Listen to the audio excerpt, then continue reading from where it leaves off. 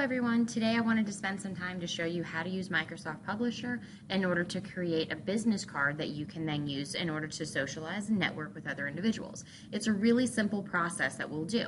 So once you open up Microsoft Publisher, go into a blank document, and from there you're then going to come up across the top, if you see right here, Page Design. Now, with Page Design, you're then going to come down and select to change the template.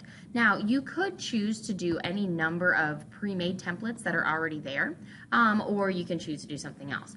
Currently, my templates are set up for flyers. However, I'm going to change it over to business card. So, click where it says Home in the upper left-hand side of this open window, and from there, you'll then select business cards.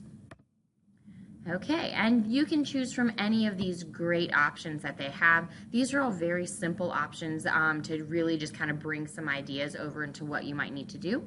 I personally really like this tilt option. I think it's got some really great colors, some bright colors. Now, once you select the tilt option, you'll notice on the left-hand side of the window that we now have some options available. And just like with the flyer that you created with the last video, you can choose to change the default colors. So you can, choose something like Bluebird or Civic, something like that. I actually, again, really like the bright colors, so I really like Iris. So I can choose that. If you don't like any of these colors, you are welcome to scroll all the way down to the bottom to click on Create New, and that will give you the option to change any of the types that you see. So it's a really great way to kind of customize everything. So once you've then chosen your color scheme, choose your font scheme. You want to make sure that it's something that's easily readable for customers. You don't want them to have to strain their eyes to kind of see anything that you're talking about. We mentioned this before, something like Papyrus can be very difficult to read from far away. You want this to make a really good impact, a really quick impact. Okay, so I'm going to choose this one right here, Economy. It's got some really great options to use.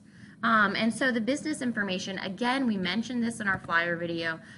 With this one, I've created one for just an anonymous account, or you can click on Create New. And at this point, you can put in all of your information, and this will stay with you anytime you're using Microsoft Publisher, which means that it's going to allow you to create some quicker site kinds of options. At this point, you could also click on the logo option, and you could import your logo that you've created. Okay, once you've done that, then you're going to hit Save, okay, and actually input that information. All right, and then finally, the final option that we have is the page size. You can choose to have your business card as either landscape or portrait, excuse me. So if you choose portrait, it's going to be more of an upright shape, so you can see how the changes are made once you choose portrait. Most people prefer to go with landscape. It would kind of make you stand out a little bit because it's different from other types of business cards if you choose to do portrait. And then you can click on this button right here for Include Logo. I can do it with my logo or without. That logo was added in here over with your business information. Okay, so once you have your business card, your settings kind of created, now all you have to do, it's very simple, is just to click into the location that you want to type and type in any information that you'd like. I just double clicked in order to highlight the information. If you'd like to insert any pictures, I want you to come across the top up here to Insert.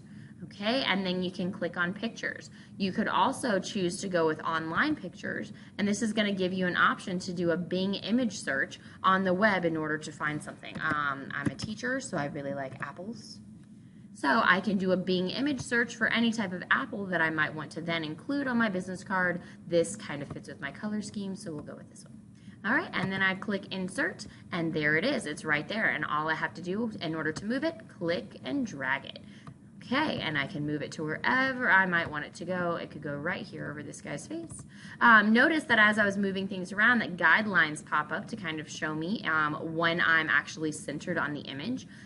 So it just takes a little bit of playing around with to make it kind of nice. If you want to resize it, click and drag as you resize on any of the images.